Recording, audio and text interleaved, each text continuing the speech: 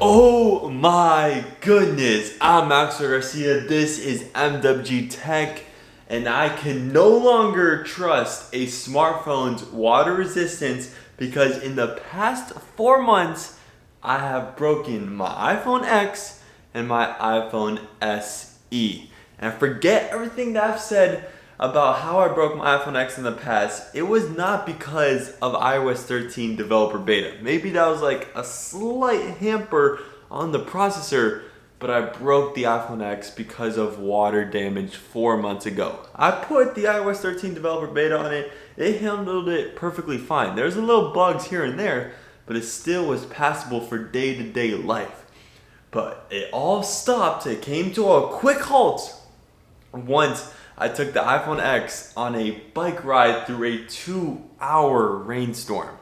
And man, oh man, it was raining hard. I can remember that day in the back of my head. I was just seeing the lightning flash by.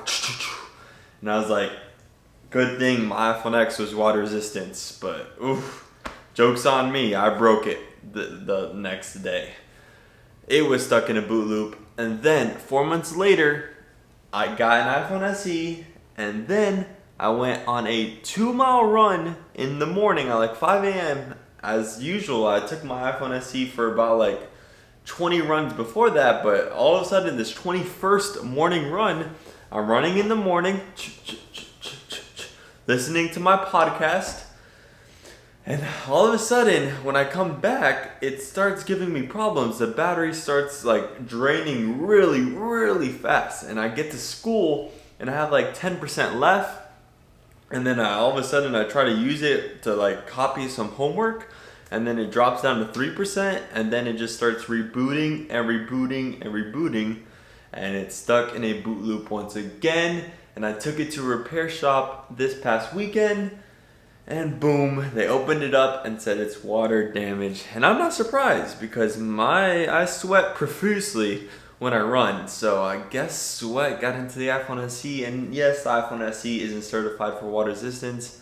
It's just unfortunate because I put my trust in at least putting the iPhone SE to hold back any sweat coming into the phone, but can't even do that. And I was expecting the iPhone X to handle a little bit more water. It was a rainstorm, but I thought it could handle at least that for 2 hours. But both the phones didn't survive. I officially bought a 32GB iPhone SE for $120 on Amazon. It supports iOS 13, that's all that matters, but it's not going to support iOS 14, which means I'm probably going to get the iPhone 12. I'm trying to save up money for that right now because the iPhone 12 might have USB-C, and that looks really good to me.